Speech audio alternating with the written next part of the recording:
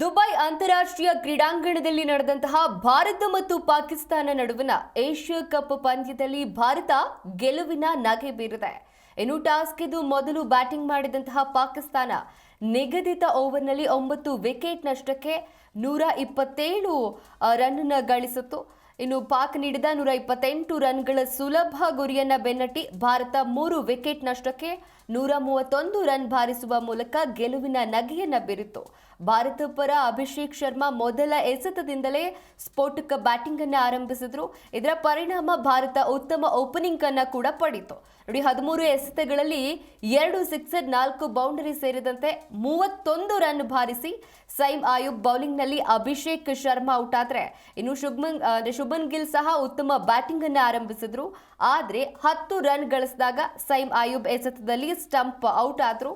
ನಂತರ ಜೊತೆಯಾದಂತಹ ಸೂರ್ಯಕುಮಾರ್ ಯಾದವ್ ಮತ್ತು ತಿಲಕ್ ವರ್ಮಾ ತಂಡದ ರನ್ ಗತಿಯನ್ನ ಹೆಚ್ಚಿಸಿದ್ರು. ಆದರೆ ತಿಲಕ್ ವರ್ಮಾ 31 ರನ್ ಗಳಿಸಿದಾಗ ಸೈಮ್ ಆಯುಬ್ ಎಸೆತದಲ್ಲಿ ಬೌಲ್ಡ್ ಆಗಿ ಇನ್ನು ಪೆವಿಲಿಯನ್ಗೆ ತೆರಳಿದ್ರು. ನಂತರ ಸೂರ್ಯಕುಮಾರ್ ಅಜಯ 47 ಹಾಗೂ ಶಿವಂ ದುಬೆ ಅಜಯ 10 ರನ್ ಬಾರಿಸಿ ಭಾರತ ತಂಡವನ್ನ ಗೆಲುವಿನ ದಡವನ್ನು ಸೇರಿಸಿದ್ರು. ಅಂತಿಮವಾಗಿ ಭಾರತ 15.5 ಓವರ್ನಲ್ಲಿ 3 ವಿಕೆಟ್ ನಷ್ಟಕ್ಕೆ 131 ರನ್ ಅನ್ನು ಬಾರಿಸಿತು.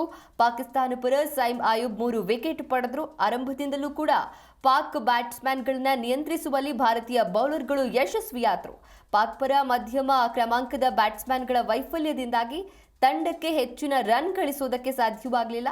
ಇನ್ನು ಆರಂಭಿಕ ಆಟಗಾರ ಸೈಮ್ ಆಯುಬ್ ಶೂನ್ಯಕ್ಕೆ ವಿಕೆಟ್ ಅನ್ನು ಒಪ್ಪಿಸಿದ್ರೆ, ಮಧ್ಯಮ ಕ್ರಮಾಂಕದ ಬಹುತೇಕ ಬ್ಯಾಟ್ಸ್ಮನ್ಗಳು 2 ಅಂಕಿಯ ಸ್ಕೋರ್ ಅನ್ನು ದಾಟುವುದಕ್ಕೂ ಕೂಡ ಸಾಧ್ಯವಾಗಲಿಲ್ಲ.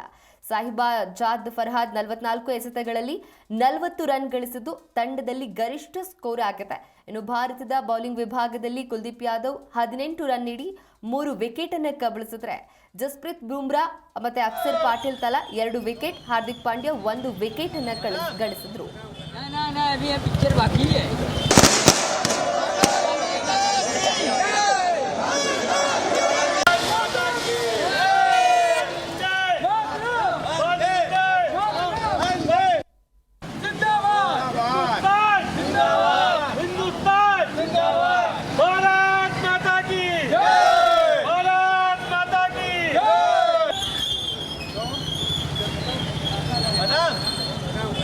ना अभी ये पिक्चर बाकी है.